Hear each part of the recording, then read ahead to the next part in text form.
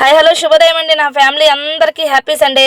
పుదీనా కొంచెం ఉంది మన పెరట్లో కోసుకొని వచ్చిన ఇప్పుడే తెంపుకొని.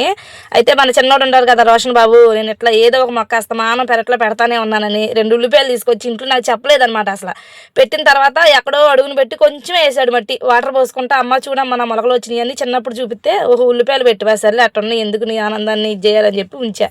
అవే ఇప్పుడు స్ప్రింగ్ ఆనియన్స్ అయినాయి. ఈరోజు చికెన్ వండాలి సండే కదా, చూద్దాం వేద్దామని చెప్పి కట్ చేసా. వాడు కూడా హ్యాపీగా ఉండిద్ది కదా.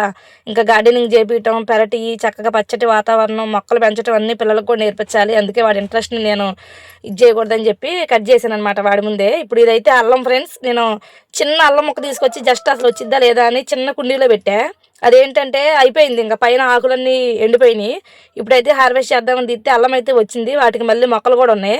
సర్లే మనం పెట్టింది చిన్న మొక్క చిన్న కుండీలో కదా, మళ్ళీ వీటిని వేరే దాంట్లో పెడదామని చెప్పి మొత్తం ముక్కలుగా కట్ చేసి చిన్న మొక్క పెట్టి అంత వచ్చిందంటే గ్రేట్ అని అనుకుంటున్నాను. ఎందుకంటే దీన్ని తీసి వేరే పెద్ద టబ్లో పెట్టి అదే కింద అయితే బాగా పెద్దగా వచ్చేది.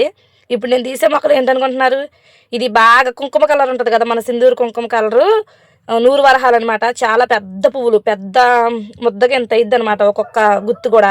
ఇవి కూడా మా పెద్దమ్మోళ్ళ ఇంటికాడ మా చిన్నోడే తీసుకొచ్చిండు అడిగి. చిన్న చిన్న మొక్కలు అప్పుడు తెచ్చిండు, ఏర్లు కూడా సరిగ్గా రాలా. సర్లే అని చెప్పి బకెట్లో పెట్టా. ఇట్లా పెట్టడమే అలసి ఫ్రెండ్స్, నేను ఏది పెట్టినా కానీ చక్కగా బ్రతికిద్ది.